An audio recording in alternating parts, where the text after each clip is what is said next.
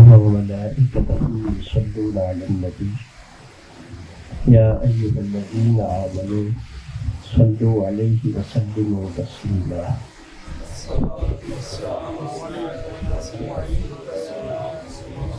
صلاة والسلام عليك يا سيدي يا رسول الله صلاة والسلام عليك يا حبيب الله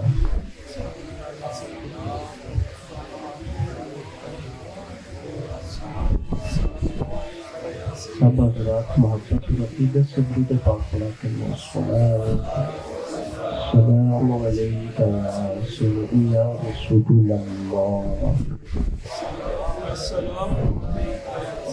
وعلی آلک و صحابک یا حبیب اللہ صلاة والسلام علیک یا سیدی یا حبیب اللہ وعلى آلك وصحبك يا رحمة للعالمين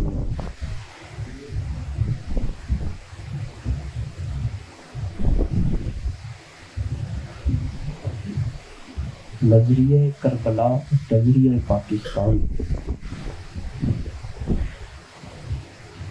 دونوں در حقیقت نظریہ اسلام ہے.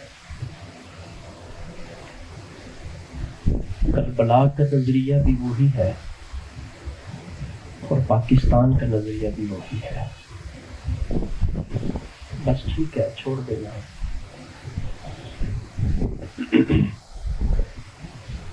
ایک نعرہ لگایا جاتا ہے پاکستان کا مطلب کیا؟ لا الہ پورا پڑھا کرے.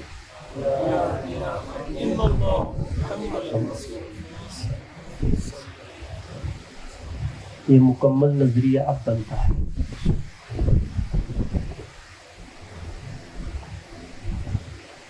کربلا کا نظریہ بھی یہی تھا اور نظریہ پاکستان بھی یہی ہے. اس وقت کی ضرورت کے مطابق جس علم کو بلند کیا گیا وہ اس وقت کا تقاضا تھا. اور آج کی جو رات ہے 14 اگست کی رات،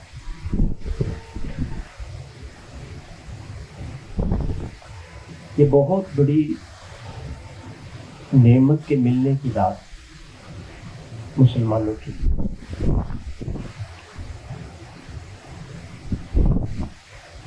میرے خیال سے اگر یہ نظریہ پاکستان لا الہ الا اللہ محمد رسول اللہ نہ ہوتا تو شاید پاکستان کا حصول اب تک بھی نہ ہوتا. اس کے لیے لاکھوں قربانیاں دی گئی، شہادتیں ہوئی، کتنے لوگوں نے اپنے گھروں کو چھوڑا. تاریخ سے تعلق رکھنے والے افراد اس بات سے بخوبی واقف ہے کہ پاکستان کا حصول بہت جد و جہد کے بعد ہوا ہے،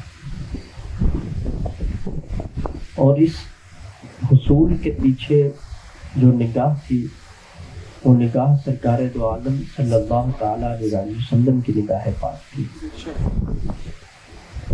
آپ کے تصرف سے، آپ کی عنایت سے اور اللہ رب العزت کی کرم نوازی سے یہ ہمیں ملک نصیب ہوا.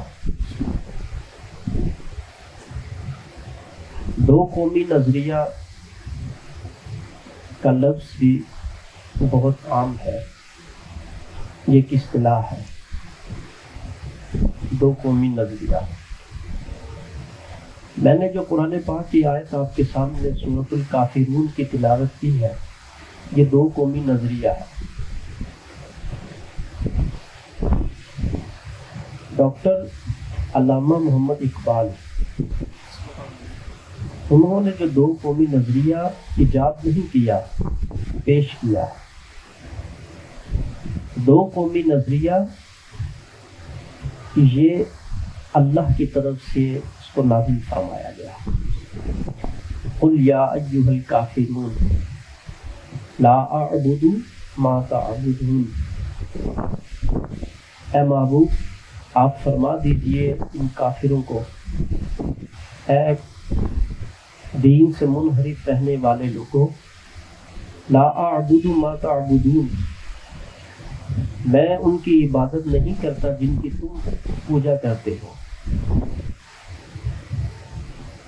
ولا انتم عابدون ما اعبد، اور تم ان کی عبادت نہیں کرتے، اس کی عبادت نہیں کرتے جس کی عبادت میں کرتا ہوں۔ پھر آگے چلتے چلتے جو آخری آیت ہے، لکم دینکم ولی دین، تمہارے لیے تمہارا دین اور میرے لیے میرا دین۔ تو یہی دو قومی نظریہ کی بنیاد ہے۔ دو قومیں الگ ملک میں رہنے سے نہیں بنتی، دو قومیں دو نظریات کی بنیاد پر بنتی ہیں۔ قوم کے لیے کم از کم 3 افراد کا ہونا تعداد کے اعتبار سے ضروری ہے۔ آپ جتنے لوگ بیٹھے ہیں، 3 افراد اکٹھے ہو جائیں تو یہ ایک قوم ہے تعداد کے لحاظ سے۔ کروڑوں لوگ، لاکھوں لوگ، اربوں لوگ ہوں تو قوم بنتی ہے، ایسا نہیں ہے۔ لفظ قوم کا اطلاق صرف 3 لوگوں پر ہو جاتا ہے عربی کے لحاظ سے۔ تو اگر آپ 3 لوگوں کا ایک الگ نظریہ ہے اور دوسرے 3 لوگوں کا الگ نظریہ ہے تو یہ 2 قوموں کے نظریات ہیں۔ تو ڈاکٹر علامہ محمد اقبال جو ہے انہوں نے 2 قومی نظریہ پیش کیا تھا کہ ہم الگ ہیں، تم الگ ہو، ہم اور تم اکٹھے نہیں رہ سکتے۔ ہم اور تم کیسے اکٹھے رہ سکتے ہیں جب ہمارے نظریات اکٹھے نہیں ہیں؟ اس 2 قومی نظریہ کی بنیاد پر قربانیاں دی گئی، جد و جہد کی گئی، اولیاء اللہ کو سزائیں ہوئیں، علماء کی شہادتیں ہوئیں، مسلمانوں کی 70,000 بیٹیاں ہندو اٹھا کر لے گئے۔ اور میں بھی تاریخ کی طرف نہیں جا رہا، تاریخ بھری پڑی ہے ان قربانیوں سے۔ تو یہ 2 قومی نظریہ جس وقت پیش کیا گیا اور اس کے بعد پھر اس پر جد و جہد کی گئی، تو پھر تو بہت زیادہ سختی مسلمانوں پر ہونے لگ گئی۔ 2 قومی نظریہ بالکل سادہ کا مطلب ہے 2 نظریات کو ماننے والے لوگ۔ الکفر ملت واحدہ والاسلام ملت واحدہ، کفر الگ ملت ہے اور اسلام الگ ملت ہے۔ یہ ہمارے دین کے اندر پہلے سے اس بات کو مینشن کر دیا گیا ہے۔ کافر الگ نظریات کے حامل ہیں اور مسلمان الگ نظریات کے حامل ہیں۔ تو یہ 2 قومی نظریہ جو ہے اس کی ایجاد یہ وحی الہی سے ہے، اور اس کی تفصیل جناب رسالت مآب صلی اللہ تعالی علیہ وآلہ وسلم نے مکہ المکرمہ میں پیش فرما دی تھی، جب مسلمانوں کو اپنا نظریہ حضور نے پیش فرمایا کہ تم مسلمان ہو اور یہ لوگ کافر ہیں، اور ہم لوگ کہاں کہاں پر اکٹھے ہو سکتے ہیں اور ہم کہاں کہاں پر جدا ہیں۔ تو یہ گفتگو اب تک کی جو میں نے کی ہے، اس میں نے یہ وضاحت کرنا چاہیے کہ 2 قومی نظریہ کی بنیاد ہمارے قرآن کے اندر موجود ہے۔ لکم دینکم ولی دین، تمہارے لیے تمہارا دین اور میرے لیے میرا دین۔ تم الگ دین کے حامل ہو اور میں الگ دین کا حامل ہوں۔ پھر جب یہ سلسلہ چلتا رہا، کربلا کے اندر سے بھی یہی نظریہ گزرا ہے۔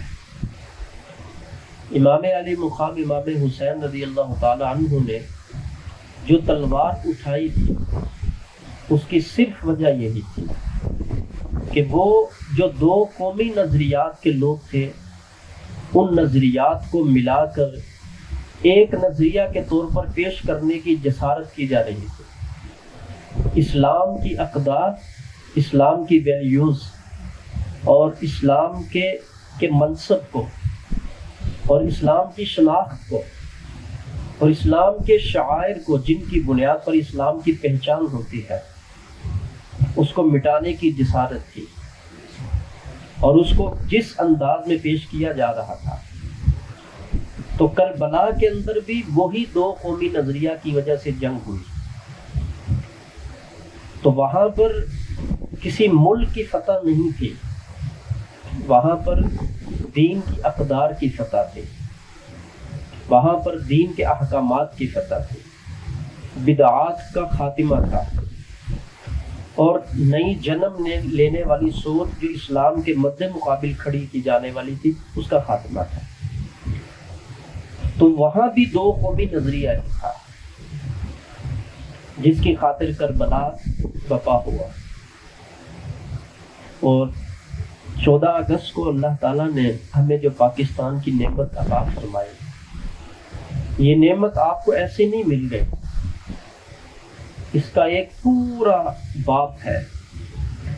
میں جس وقت لاہور میں پڑھتا تھا اس وقت پنجاب یونیورسٹی سے ایک بک میرے ہاتھ آئی، میں وہاں پر گیا تو میں نے اسٹال کے اوپر ایک بک دیکھی،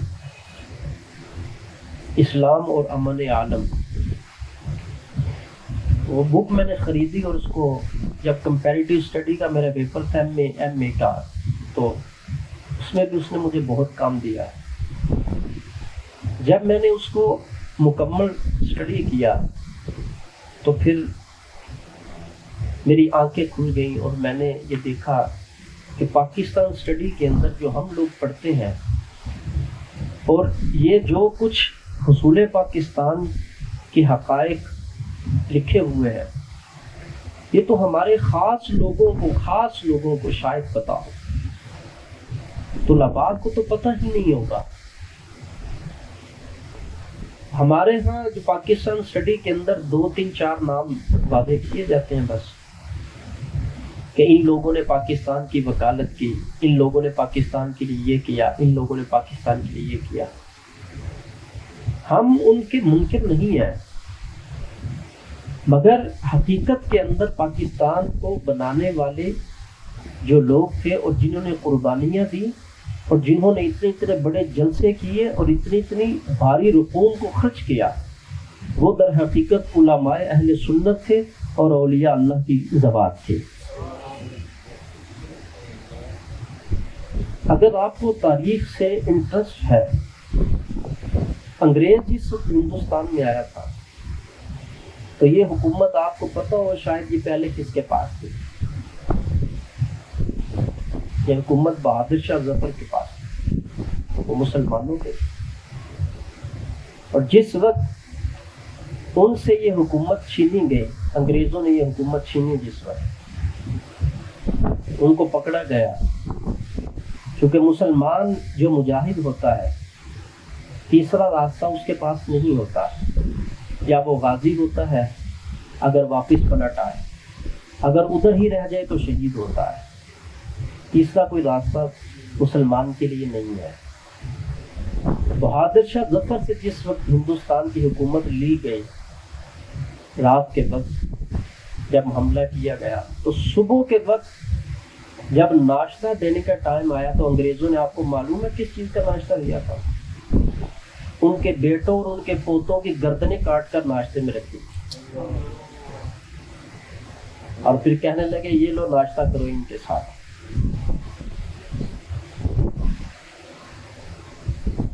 سن کر دیوار کی طرح ہم لوگ ساکن ہو گئے ہیں، اور جن لوگوں نے اپنی آنکھوں کے ساتھ یہ منظر دیکھے ہیں اور جن لوگوں نے یہ اذیتیں برداشت کی ہیں، ان کو پتہ ہے کہ پاکستان کتنی بڑی نعمت ہے، اور اس شخص کو زنجیروں کے ساتھ باندھ کر گھسیٹتے ہوئے لے کر آئے اور لا کر کہا کہ اب تم اس کے بعد اس بات کا درس دو گے کہ جہاد کا وجود اسلام میں ہے. چونکہ جہاد وہ طاقت ہے جس وقت مسلمان اس طاقت کو اپنے لیے تسلیم کر کے اس کا نعرہ لگاتا ہے تو کفر لرزتا ہے. جہاد ایسی طاقت ہے. صرف اور صرف آپ کی اجتماعیت سے اگر کفر ڈرتا ہے تو وہ جہاد کی صورت میں ڈرتا ہے. بس اسی وجہ سے پاکستان کے ایک حکمران نے کسی دور میں یہ جسارت کرنے کی کوشش کی تھی کہ جتنی آیات ہے جہاد کی آپ کے قومی نصاب میں ساری نکال دی جائے تاکہ ہمارے بچے نہ جہاد کا نصاب پڑھیں، نہ ان میں غیرت اسلامی پیدا ہو اور نہ ہی ان کے اندر جذبہ ایمانی بیدار ہو. تو بیٹوں کی اور پوتوں کی گردنیں اتار کے اس کے سامنے رکھ دیے تھے. کہا تمہیں آج ناشتہ اس سے کروایا جائے گا، اس سے کرو ناشتہ.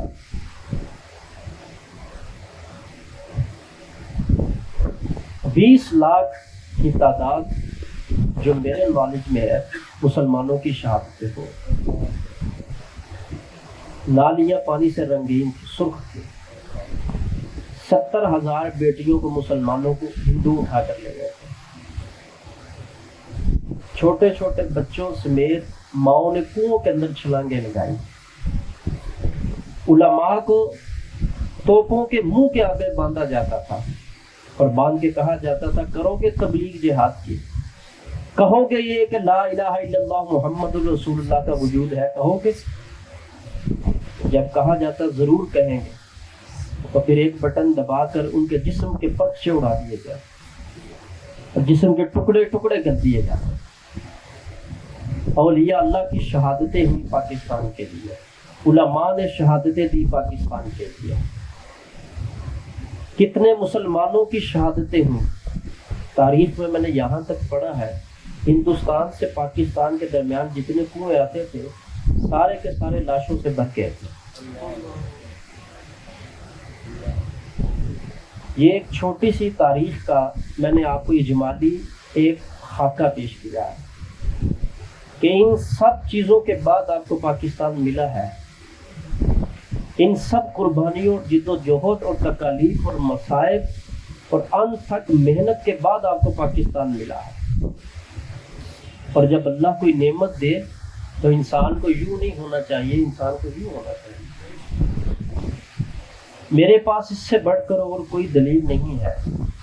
جب فتح مکہ کا دن تھا، جناب رسالت مآب صلی اللہ علیہ وسلم جب مدینہ سے مکہ کی طرف تشریف لا رہے تھے تو صحابہ فرماتے ہیں جس اونٹ کے اوپر سرکار دو عالم تشریف فرماتے اس اونٹ کا آگے جو کجاوا ہوتا ہے لکڑی آگے لگی ہوئی ہوتی ہے جس کو پکڑ کے انسان بیٹھتا اور ایک پیچھے لگی ہوتی ہے. آپ جیسے ہی مکہ کی حدود میں داخل ہوئے تو کعبہ شریف کو حضور علیہ الصلوۃ والسلام نے اپنے دیدار کا شرف عطا فرمایا. تو اس وقت حضور علیہ السلام عاجزی کے ساتھ اتنا جھک گئے کہ آپ کا امامہ شریف اس لکڑی کے ساتھ یوں لگ رہا تھا. تو وہ بھی ملک فتح ہوا تھا اور اس وقت میں صحابہ کرام داخل کیسے ہو رہے ہیں؟ عز و نیاز کے ساتھ، انکساری کے ساتھ، نوافل کے ساتھ، دعاؤں کے ساتھ، شکرانوں کے ساتھ. اور خود ہادی عالم جرنیل اعظم قائد ملت امام الانبیاء سرکار دو عالم صلی اللہ تعالیٰ علیہ وآلہ وسلم کا فاتحانہ انداز کتنا منکسر المزاج ہے، کتنا حلم کے اوپر مبنی اور کتنا عاجزی کے اوپر مبنی ہے. کفر کے بڑے بڑے تخت و تاراج پہ بیٹھنے والے بادشاہ یوں لائنوں میں کھڑے ہیں. سرکار دو عالم صلی اللہ تعالیٰ علیہ وآلہ وسلم اپنے اللہ کے حضور یوں سر جھکا کر عاجزی کے ساتھ مکہ کے اندر داخل ہو گئے. میرے لیے اور آپ کے لیے اس میں درس ہے کہ جب اللہ ملک جیسی نعمت عطا فرمائے تو انسان کو اپنا سر سجدے کے اندر جھکانا چاہیے، انسان کو جھکنا چاہیے. آج کا مسلمان، میں آپ کی کیا بات کروں یا آج کے نوجوان کی کیا بات کروں، میں جو ہمارے سروں کے اوپر بیٹھے ہوئے اس وقت کے حکمران ہیں. 14 اگست کے ترانے تو گائے جاتے ہیں میں واقف نہیں ہوں، اگر ایسا ہوتا ہے تو 1 منٹ کے لیے میں چپ کرتا ہوں، آپ مجھے بتا دیں کون اس بات کے اوپر گفتگو کرتا ہے کہ پاکستان کا مطلب کیا ہے، لا الہ الا اللہ محمد الرسول اللہ۔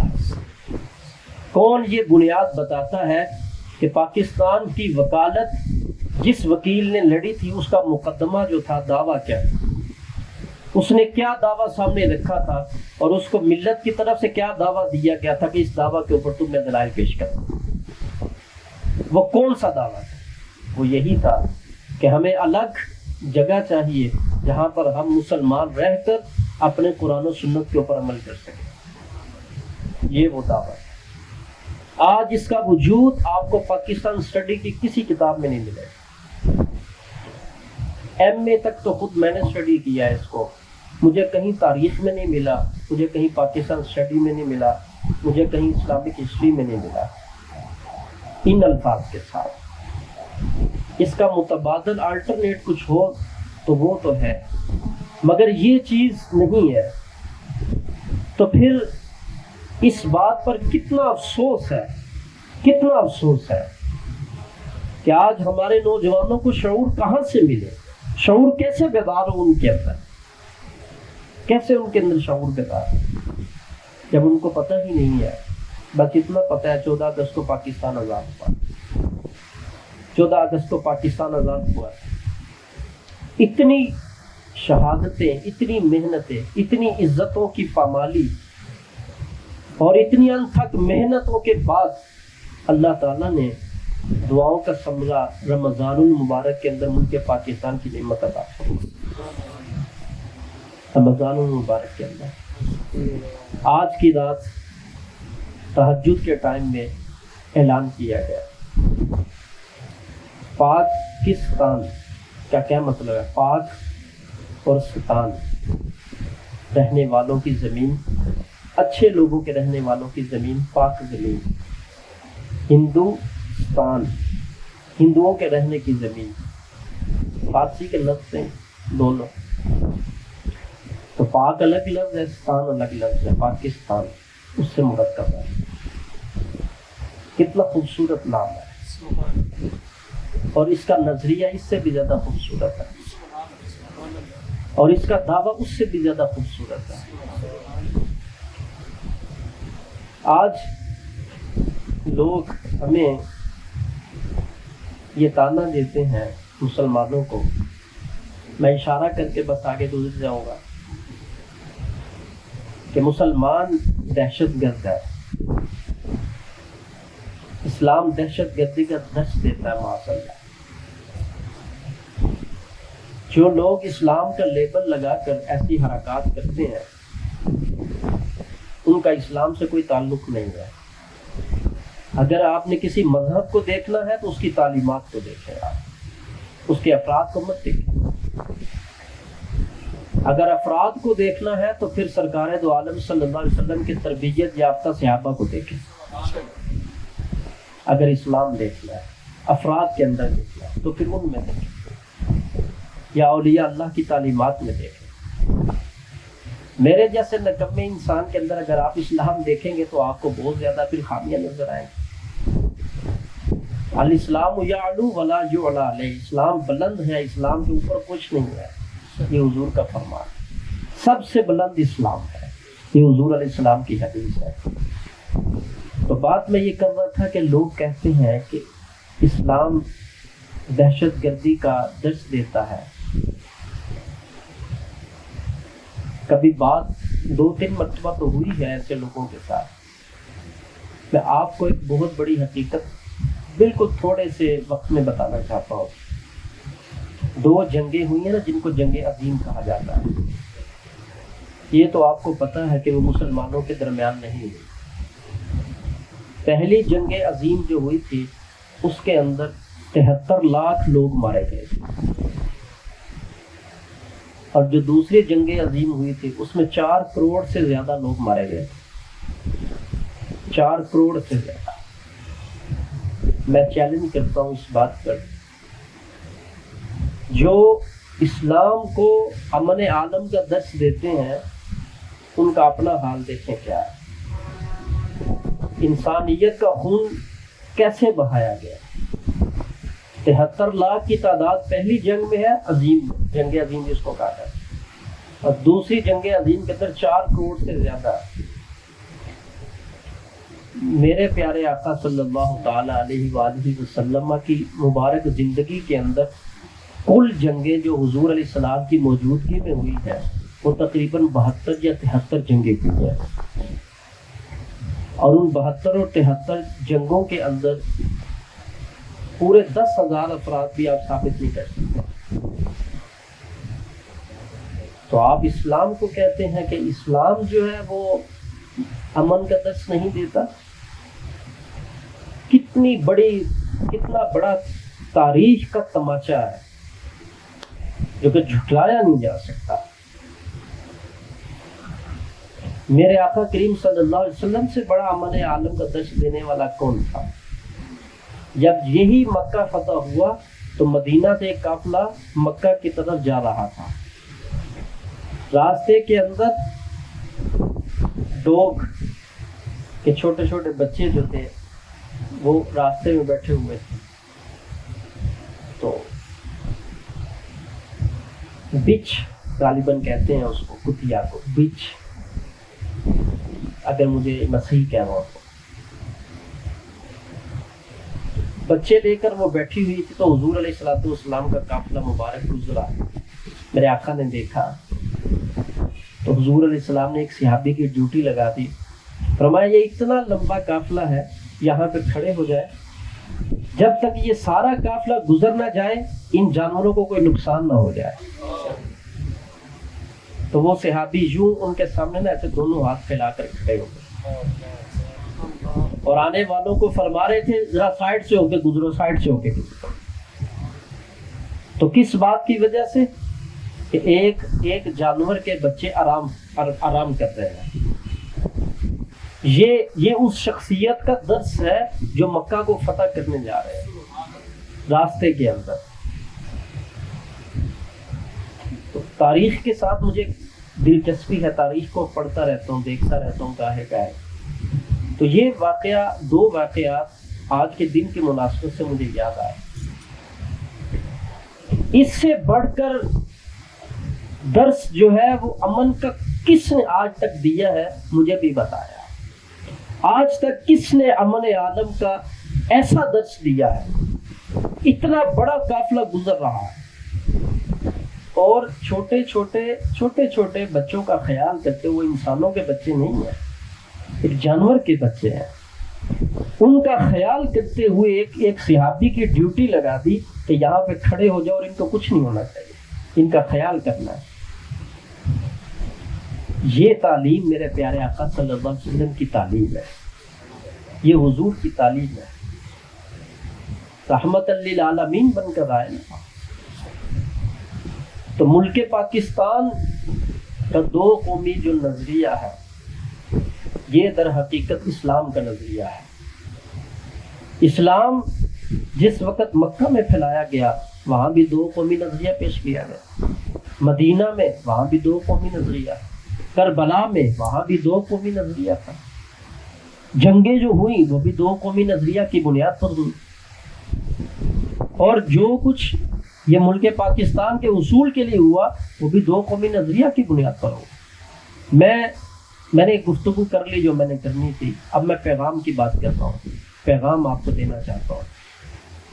جس نظریہ کی بنیاد پر لاکھوں شہادتیں ہوئیں، لاکھوں گردنیں اڑی اور جسم کو ریزہ ٹکڑے ٹکڑے کیا گیا، عزتیں پامال ہوئی، گھر چھوڑے، زمینیں چھوڑی، جائیدادیں چھوڑی، جس نظریہ کی بنیاد پر، کتنے افسوس کے ساتھ کہہ رہا ہوں آج اس نظریہ کا قاتل خود مسلمان نظر آتا ہے۔ ہم کس طرح آزادی منائیں اور ہم کیسے کہیں کہ ہم ایک آزاد قوم ہیں؟ آپ کیا اور ہم ہندوستان کے اندر وہ لوگ اکٹھے رہتے نہیں تھے؟ ہم لوگ کیا وہاں پر نماز نہیں پڑھی جاتی تھی، اذان نہیں دی جاتی تھی؟ ابھی بھی قربانی ہوتی ہے، ابھی بھی نمازیں ہوتی ہیں، ابھی بھی اذانیں دی جاتی ہیں وہاں پر، ابھی بھی وہاں سے لوگ مکہ اور مدینہ کے لیے ٹریول کرتے ہیں، ابھی بھی وہاں پر علماء بن رہے ہیں، سب کچھ ہو رہا ہے، لیکن یہ دو قومی نظریہ کی بنیاد رکھ کر پاکستان لینے کی ضرورت کیوں پیش آئی؟ اسی وجہ سے تاکہ ہم ایک الگ ہمارے پاس ملک ہو جس کے اندر رہ کر ہم اپنے دین کے اوپر بآسانی عمل کر سکیں۔ اللہ نے جس وجہ سے ہمیں یہ دولت دی اور جس وجہ سے یہ انعام دیا، صرف بندہ ہی آزمائش میں نہیں ہوتا، ملک بھی آزمائشوں میں ہوتے ہیں لوگوں کے برے کردار کی وجہ سے۔ میرے پاکستان کے اندر کسی چیز کی کمی نہیں ہے، وافر مقدار میں سب کچھ موجود ہے۔ وافر مقدار کے اندر بد کردار لوگوں کے ہتھے چڑھنے کی وجہ سے ہمارا ملک آزمائش کا شکار ہے، اور اگر یہاں پر اولیاء اللہ کا پہرا نہ ہوتا اور نہ ہو تو آج اس پاکستان کا پتہ نہیں کیا کچھ بن چکا ہوتا۔ آپ تو یہ ظاہر میں دیکھتے ہیں نا، ظاہر میں دیکھتے ہیں، میرے ملک کی فوج ہے، میں اس کا احترام کرتا ہوں، وہ ظاہر کے اندر بارڈر کے اوپر کھڑے ہوتے ہیں، ان کی ڈیوٹی ہے، بہت بڑا اجر ہے، اللہ ان کو استقامت عطا فرمائے، ہمارے بھائی ہیں وہ بھی، لیکن پیچھے غیب کے اندر جو کچھ چلتا ہے اور اس ملک کی کیسے حفاظت کی جاتی ہے اور اس ملک کو کس انداز میں بچایا گیا ہے اور بچایا جا رہا ہے، یہ تو ہمیں پتہ نہیں ہے نا۔ صرف فوج کا جرنیل وہی نہیں جو آپ کو نظر آتا ہے، اولیاء اللہ کے اندر بھی جرنیل موجود ہے جو اس ملک پاکستان کی ابھی حفاظت فرما رہے ہیں۔ لیکن دیکھنا یہ ہے، جس دو قومی نظریہ کی بنیاد پر یہ ملک لیا گیا تھا، آج ہم میں سے کتنے لوگ ہیں ہم اس نظریہ کے حامل ہیں اور اس نظریہ کو لے کر زندگی گزارتے ہیں؟ کتنے مسلمان ہیں آج کہ جو آج اس نظریہ کی بنیاد پر یہ دیکھیں غیر پسندیدہ آوازیں اور اپنے چہروں کے اوپر روغن کرنا، اور لڑکے اور لڑکیاں بے حیائی اور کیا کیا مطلب تماشا بازی اور کس کس انداز کے اندر اللہ رب العزت کو ناراض کرنے کے جو ہیلے اور یہ بہانے اور یہ کام، یہ جو کچھ ہوتا ہے، یہ اللہ کے عذاب کو دعوت دینے والی بات نہیں ہے تو پھر اور کیا ہے؟ دیکھیں آپ آج کی رات دیکھ لیں، آپ نوجوان لڑکے اور لڑکیاں کیا حال ہے، کس کس انداز سے گزر رہے ہیں اور کیا کیا کچھ کریں گے اور کرتے ہیں آپ کے سامنے۔ ہم پاکستان کی خوشی منا رہے ہیں۔ وہ قوم آزاد قوم نہیں ہوتی، یاد رکھیے گا، جس کی عقل آزاد نہ ہو، اور جو قوم غلامی اختیار کر لے کسی کے افکار کے اندر، وہ آزاد قوم نہیں ہوتی۔ ہمارے جسم آزاد ہے تو ہم آزاد ہیں، یہ آزادی تو ہمارے پاس وہاں بھی تھی۔ ہم لوگ عقلی طور پر مسلمان آج غلام بن چکے ہیں، آج نظریاتی غلام ہیں، ہم عقلی غلام ہیں۔ گھروں کا جائزہ لیں ذرا ہم لوگ، ہمارے گھروں کے اندر حکومت کن لوگوں کے نظریات کی ہے، ہماری زندگی کا چال چلن کن لوگوں کے نظریات کی بنیاد پر ہے۔ ہم لوگ اپنے بچوں کی تعلیمات کا رخ اور اپنے بچوں کی ترقی کا رخ کن لوگوں کو دے کر ڈیزائن کرتے ہیں، آپ خود دیکھ لیجیے۔ آج کتنے لوگ ہیں جو دین کے حامی ہیں اور دین کے وفادار ہیں؟ کتنے لوگ ہیں جن کے سینوں کے اندر یہ تڑپ والا نور موجود ہے کہ یہ چند روزہ زندگی کے اندر مجھے دین کی کچھ خدمت کرنی ہے؟ کتنے لوگ موجود ہیں؟ آؤ بیٹا پڑھ لو، ڈاکٹر بن جاؤ، انجینئر بن جاؤ، فلاں بن جاؤ۔ یہی دو تین چیزیں ہیں جو ہمارے ماں باپ کے پاس ہوتی ہیں اور بچوں کو یہ آگے ہم منتقل کر رہے ہوتے ہیں۔ تو آج اگر ہمارے پاس نہیں ہے تو نظریہ پاکستان کی کوئی عملی شکل نہیں۔ نظریہ پاکستان جو تھا وہ در حقیقت نظریہ اسلام ہے، اور نظریہ اس پاکستان کو نہیں ہم نے چھوڑا، ہم نے نظریہ اسلام کو چھوڑا ہے۔ تو جب ہم نے نظریہ اسلام کو چھوڑا ہے تو آج ہماری حالت پھر یہ ہے۔ ملک ہمارا ہے، فیصلے لوگوں کے، یہ دھرتی ہماری ہے اور فیصلے ناپاک لوگوں کے، اور سوچ ناپاک لوگوں کی ہے۔ یہ یاد رکھیے گا۔ ایک جملہ میں آپ کو نوٹ کروانا چاہتا ہوں یہ پاکستان مٹنے کے لیے نہیں بنا، یہ پاکستان قائم رہنے کے لیے بنا ہے، اور یہ جن لوگوں کی بنیاد پر قائم ہے آج بھی انہی کی بنیاد پر قائم ہے، اور انہی کی بنیاد پر یہ قائم رہے گا۔ اور یہ ملک پاکستان بہت بابرکت ملک ہے الحمدللہ۔ اپنا اپنا دیکھنے کا انداز ہے نا، جو لوگ ساری زندگی اس دھرتی کا کھاتے ہیں، اس کی مٹی سے فائدہ لیا، انہوں نے اس دھرتی پہ جوان ہوئے، اسی دھرتی کے اوپر ان کی پراپرٹیز بنی، کاروبار بنے، یہاں سے ان کو آرام و راحت ملی، آج وہ اسی دھرتی پہ بات کرتے ہیں۔ پاکستان میں کیا ہے؟ پاکستان کیا ہے؟ فلاں یہ ہے، فلاں یہ ہے۔ میں تو کبھی بھی اپنے ملک کی ایسی بھی گفتگو نہیں کروں گا، میں ان کرداروں کے اوپر بات کروں گا جو کردار غلط ہے۔ میرا ملک کیا ہے؟ مجھ سے اگر پوچھو تو میں یہ کہوں گا یہ مصطفیٰ علیہ السلام کا منظور نظر ملک ہے، یہ حضور علیہ السلام کا منظور نظر یہ کنٹری ہے، یہ حضور علیہ السلام کا پسندیدہ ملک ہے۔ آپ کبھی غور کریں کتنے اولیاء کرام یہاں پہ بستے ہیں۔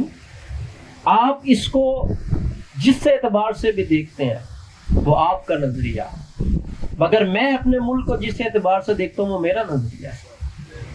مجھے اپنے پاکستان کے ساتھ جس لحاظ سے محبت ہے وہ اس کے اسباب کچھ اور ہیں۔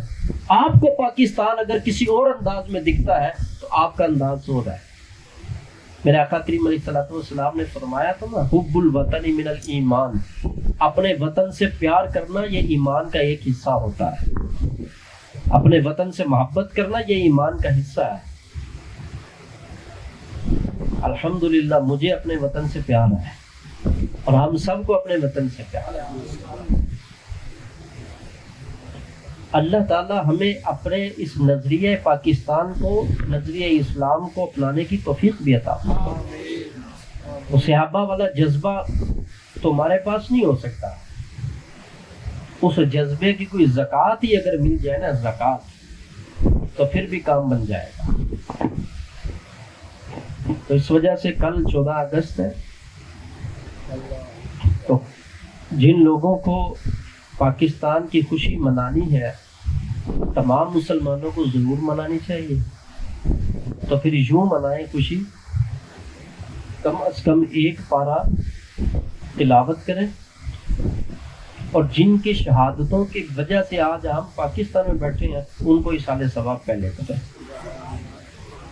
2 نفل پڑھیں اور سارے اللہ کے ولیوں کو اصالہ ثواب کریں۔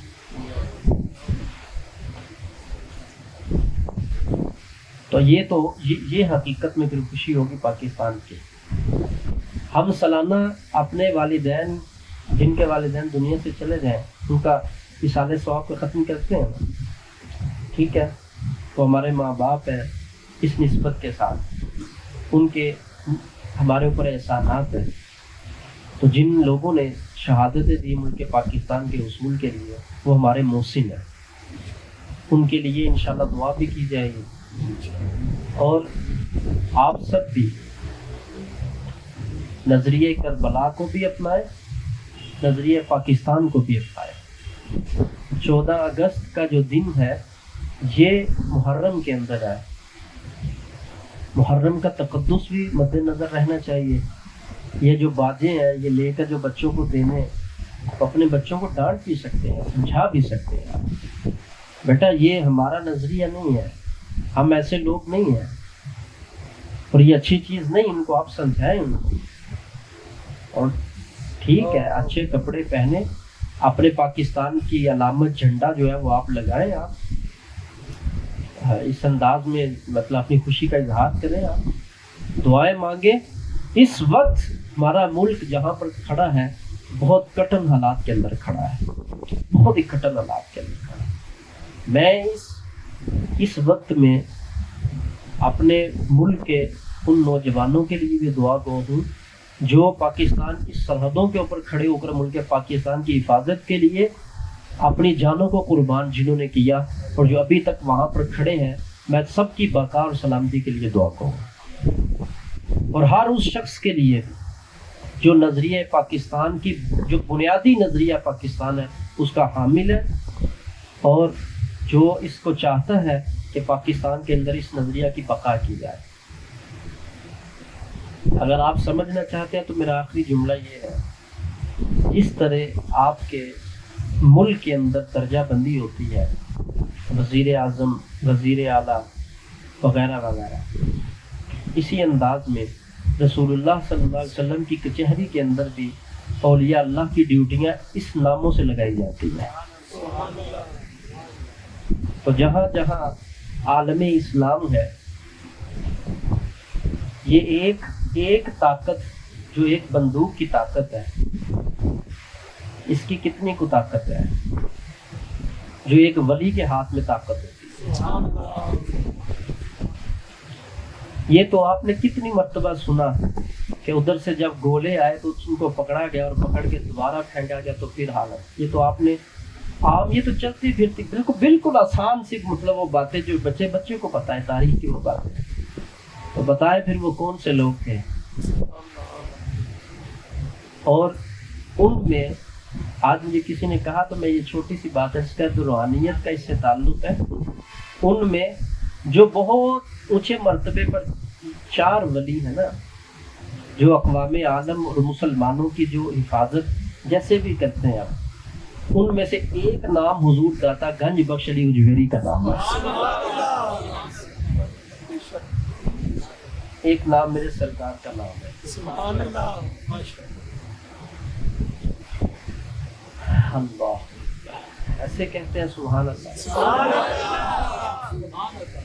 گئے ہیں آپ لوگ کبھی داتا صاحب؟ یہ بالکل ہمارے قریب تشریف فرما ہے. سبحان اللہ. سبحان اللہ. سبحان اللہ. سمجھ آ گئی؟ سبحان اللہ. لاہور کون سا دور ہے بھائی، یہ تو یہ بالکل قریب تشریف فرما. تو ولی بننے کا جو ملک ہے نا، ولایت جہاں پر بہت زیادہ ہے، کچھ کو لوگ جانتے ہیں کچھ کو نہیں جانتے، وہ ملک پاکستان کی دھرتی ہے. ملک پاکستان کی دھرتی میں مجھے ایمان، اسلام اور عمل مل رہا ہے، میں کیوں نہ اپنے ملک سے پیار کروں. تو جو اقوام عالم پورے کی دیکھ بھال کرتے ہیں، ان میں سے ایک نام جو ہے وہ حضور داتا گنج بخش علی اجمیری کا نام. سبحان اللہ. پھر ان کے ماتحت آگے اولیاء اللہ ہے، جن کی آگے اور ڈیوٹیز ہیں. تو یہ پردے کی باتیں ہیں، آپ کو کیا پتا ہو ان چیزوں میں، کہ بات تو اصل میں وقت کی اجازت ہی ہوتی ہے نا. تو ولی کی یوں ایسے انگلی یوں حرکت کر جائے نا ایسے، تو الٹا نظام سیدھا ہو جاتا ہے. انسان ہے نا کم ظرف بھی ہے اور جلد بات بھی ہے، بولنے میں بہت تیزی کرتا ہے، بہت جلدی کرتا ہے، صبر نہیں ہے اس کے اندر. اگر ایسا تھا تو پھر مکہ میں ایسا کیوں ہوا، اگر ایسا تھا تو مدینہ میں ایسا کیوں ہوا، کربلا میں ایسا کیوں ہوا. تمہارے پاس عقل کتنی ہوا جو تم اس کو سمجھ سکو. اور انشاءاللہ وہ دن دور نہیں ہے، اسی عرب کے اندر انشاءاللہ نبی پاک کے سچے غلاموں کی حکومت بھی آئے گی. آئے گا وہ وقت انشاءاللہ.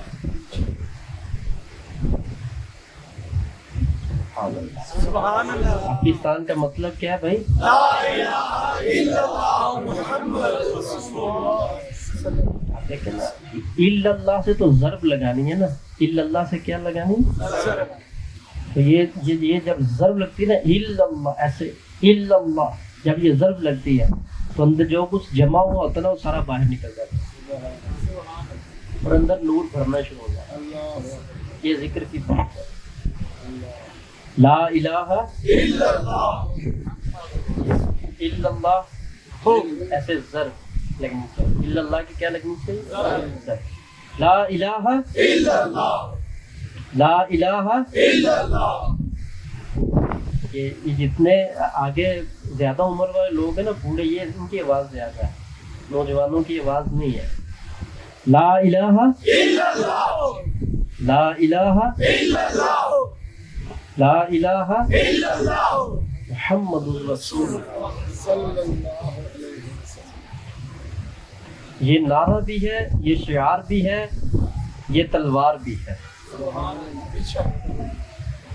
تو اس کی ضرب لگایا کرے روز الا اللہ کی دل کے اوپر، الا اللہ۔ یہ جو ہم کہتے ہیں نا دل بہت سخت ہے، جیسے ہی چوٹ لگے گی نا الا اللہ، ایسے الا اللہ، لا الہ الا اللہ، لا الہ، الا اللہ، ادھر سے ہم گردن لے کے جاتے ہیں لا الہ الا اللہ۔ الا اللہ۔ تو جب الا اللہ کی یوں ضرب لگے گی، اندر جو کچھ اکٹھا سب باہر نکل جائے گا۔ تو کون سی اسمبلی اور کون سے فیصلے؟ یہ فیصلے تو اولیاء اللہ کے ہوتے ہیں، اور وہ کون کون سے فیصلے ہوتے ہیں یہاں پر گفتگو کرنے کی اجازت ہے۔ انشاءاللہ یہ ہمارا ملک بہت بابرکت ملک ہے، بہت بابرکت ملک۔ مجھے کسی نے پوچھا آپ کو پاکستان سے پیار ہے؟ میں نے کہا بہت زیادہ۔ کہتے کس وجہ سے؟ میں نے کہا ایک تو وہ حدیث ہے حب الوطن من الایمان، اور دوسرا یہاں پر میرے حضور داتا گنج بخش رہتے ہیں، سبحان اللہ، اس وجہ سے مجھے پیار ہے۔ مجھے اس وجہ سے بھی پیار ہے، یہاں میرے بابا فرید الدین گنج شکر رہتے ہیں، سبحان اللہ، یہاں پر یہ اولیاء اللہ رہتے ہیں، سبحان اللہ۔ ٹھیک ہے۔ مجھے اس وجہ سے پاکستان سے پیار ہے۔ لوگ جاتے نا یورپ کے اندر، بھائی کیوں؟ کہتے ادھر میرے پاپا رہتے تھے، میری ماما ادھر رہتی تھی، یہ ہے وہ۔ بھائی آپ ٹھیک ہے، اپنے نظریات۔ مجھ سے جب کوئی پوچھتا ہے پاکستان سے آپ کو محبت کیوں ہے، تو یہ بجلی، یہ گیس، یہ وہ، یہ تکلیف تو ہے، مگر یہ پاکستان کی دھرتی کی تکلیف نہیں ہے کہ پاکستان میں کسی چیز کی کمی ہے، یہ بد کرداری کی تکلیف ہے۔ یہ ہے تو ضرور، مگر میں پھر بھی اپنے ملک کی کبھی بھی کسی صورت کے اندر بھی میں اپنے ملک کے اوپر تان نہیں کرتا۔ کیوں؟ میں کیسے اس ملک کے اوپر انگلی اٹھاؤں اور زبان دراز کروں جہاں پر اللہ تعالیٰ نے اپنا اتنا پیارا اور اتنا بڑا ولی جو گنج بخش کی صورت میں نصیب فرما دیا۔ سبحان اللہ، قدر والے قدر جانتے ہیں نا اس بات میں۔ تو آپ کی محبت آپ جہاں مرضی رخ کر لیں۔ آپ کو بجلی نظر آتی نہیں ہے پاکستان میں تو آپ بول رہے ہوتے ہیں، گیس نہیں ہے تو بول رہے ہوتے ہیں آپ، کوئی یہ چیز نہیں، فلاں چیز نہیں ہے۔ مجھے اگر ٹھنڈ پڑتی ہے تو مجھے ان ناموں سے ٹھنڈ پڑتی ہے۔ میں کہتا ہوں یہ ہستیاں مجھے بتائیں وہاں کہاں پر ہیں جو اللہ تعالیٰ نے میرے ملک پاکستان کو نصیب فرمائی ہے، اور ان کی وجہ سے کیا کچھ ہے، سب کچھ انہیں کی وجہ سے، سب کچھ انہیں کی وجہ سے۔ کئی فتووں کا دور ہے یہ، ٹھیک ہے۔ ایک حد تھی، میں اس سے بھی آگے گفتگو کچھ کر گیا ہوں۔ یہ فتووں کا دور ہے۔ اگر میں یہاں پہ بات کروں گا تو پہلا فتویٰ، بھئی آپ بہت پہنچے ہوئے ہیں، ہم کوئی پہنچے ہوئے نہیں ہیں، مگر ہم ان کے غلام ضرور ہیں جو پہنچے ہوئے ہیں۔ غلام تو کہہ سکتے ہیں نا، ہم ان کے غلام ضرور ہیں جو پہنچے ہوئے ہیں، اور ان کو کون نہیں مانتا اور کون ان کو تسلیم کرتا۔ تو اس نظریے سے بھی اپنے ملک کو دیکھا جائے، اس نظریے کے ساتھ۔ تو جس پاک ہستی کا آج ذکر خیر ہوا ہے، ضمناً پاکستان کے اندر وجود پاکستان اور اصول پاکستان کے اندر آپ کا بہت بڑا کردار ہے، بہت بڑا کردار ہے، اور یہ اس کتاب میں لکھا ہوا ہے جو کتاب بازاروں میں نہیں ملتے۔ یہ اس کتاب میں لکھا ہے جو نہ بازاروں میں بکتی ہے، نہ ملتی ہے، نہ چھپتی ہے، ٹھیک ہے۔ یہ ان کا اتنا بڑا احسان ہے۔ میں بار بار کہہ رہا ہوں کہ یہ تشریف فرمائے حضور داتا پاک رضی اللہ تعالیٰ عنہ، جایا کریں ان کی بارگاہ میں، جایا کریں۔ اس شخص کا مرض نہ ٹوٹتا ہو نا، یہاں آنے کے باوجود بھی میں اس کو مشورہ دیتا ہوں کہ وہاں پر جا کر میرے حضور کی قربت میں جو چشمہ پانی کا بہر ہے نا، وہاں سے پانی اٹھا کر لے آؤ۔ اگر مرض نہ ٹوٹے گا تو پھر مجھے آ کے بات کریے گا۔ تو ایک حاضری تو مہینے میں بنتی ہے، ایک حاضری تو مہینے میں بنتی ہے آپ کی، دیا کریں حاضری، انشاءاللہ بہت تکالیف آپ کی دور ہو جائیں گی، راحت مل جائے گی۔ اللہ میرے ملک کو سلامت رکھے، اللہ تعالیٰ میری دھرتی کو سلامت رکھے، اغیار کے تسلط شر سے اس کو محفوظ رکھے، بد نگاہوں کی بد نگاہی سے محفوظ رکھے، اور ہم سب کو ہم سب کو اللہ تعالیٰ نظریہ پاکستان کا حامل بھی بنائے اور عامل بھی بنائے۔ اللہ تعالیٰ یہ دولت ہمارے ملک کے اندر جو ہے اس وقت یہ پاکستان ہی وہ ملک ہے، یاد رکھیے گا، جو پوری دنیا میں سب سے زیادہ عالم پرووائڈ کرتا ہے، دوسرے ممالک کو عالم پیش کرتا ہے، حافظ پیش کرتا ہے۔ سب سے حافظ بھی یہاں بنتے ہیں، علماء بھی یہاں بنتے ہیں، اور اولیاء بھی بہت بڑی تعداد ہے جو پاکستان کی دھرتی کے اوپر پیدا ہوتی ہے۔ یہاں کے پڑے ہوئے لوگ کہاں کہاں دین پھیلا رہے ہیں، آپ جا کر دیکھیے۔ پاکستان کو اس نظریے سے بھی دیکھا کرے گا۔ تو اب ہم ایک نعرہ لگائیں گے، اس کے بعد ذکر کریں گے۔ آپ کو پتہ ہے نا اس نعرے کا مطلب کیا ہے؟ اولیاء کا ہے، آگے کیا کہنا بولیے؟ تو جس نے کہنا پہلے وہ ہاتھ کھڑا کرے۔ سب تیار ہے ماشاءاللہ۔ اولیاء کا ہے فیضان پاکستان، پاکستان۔ اسے تو نہیں بولتے۔ آپ سب سے زیادہ آواز تو ان بزرگوں کی ہے، ان کو کھڑا کرو، ذرا کھڑے ہو آپ۔ ارشد صاحب آپ ذرا نام لیں۔ پاکستان زندہ باد، پاکستان زندہ باد۔ 60% تک تو پہنچ گئے ہیں آپ سب کی آواز میں۔ ہاں؟ جب یہ آتے تو مجھے کہتے تھے مجھے بچھو اور مجھے چھپکلیاں اور مجھے قبر میں پتہ نہیں کیا کیا نظر آتا ہے۔ ہاں ایسا ہی ہے۔ جب آئے تھے ان کے چہرے پہ داڑھی بھی نہیں تھی، سر پہ امامہ بھی نہیں تھا۔ آج دیکھیں کتنا بارونق چہرہ ہے، اور سر کے اوپر رسول اللہ صلی اللہ علیہ وسلم کی عظمت کا تاج بھی موجود ہے۔ آپ بتائیں یہ چیزیں نظر آتی ہیں یا نور نظر آتا ہے؟ بول کر بتائیں، جو سچ ہے بالکل وہ بتائیں۔ سبحان اللہ۔ سبحان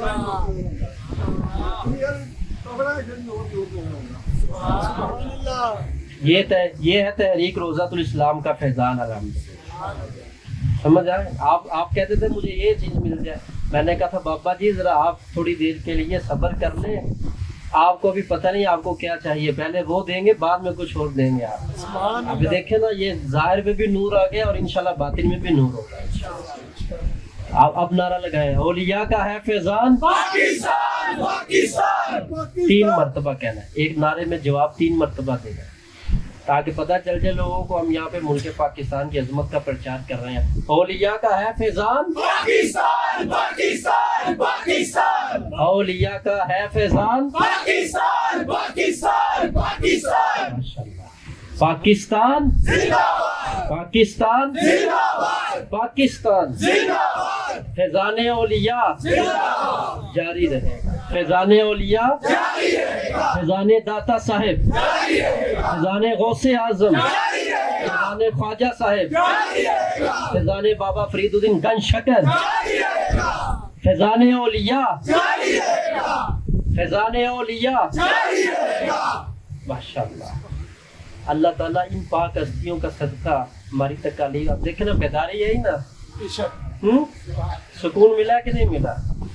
تو یہ سکون نعرہ لگانے سے نہیں ملا آپ کو، یہ توجہات پاک لوگوں کی توجہات سے سکون ملتا ہے۔ ٹھیک ہے؟ آپ نمبر ملاتے نا، جیسے ڈائل کرتے ہیں آپ نمبر، جیسے نمبر پورا ہوتا ہے فوراً وہاں پہ رنگنگ شروع ہو جاتی ہے نا، بیل شروع، آواز۔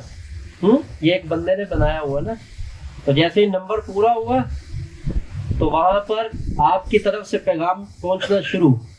اسی انداز میں ولیوں کے ساتھ بھی رابطہ کرنے کا نمبر ہوتا ہے، جب وہ نمبر پورا ہوتا ہے تو فوراً توجہ شروع ہو جاتی ہے۔ سبحان اللہ۔ سمجھ جائے گی بات؟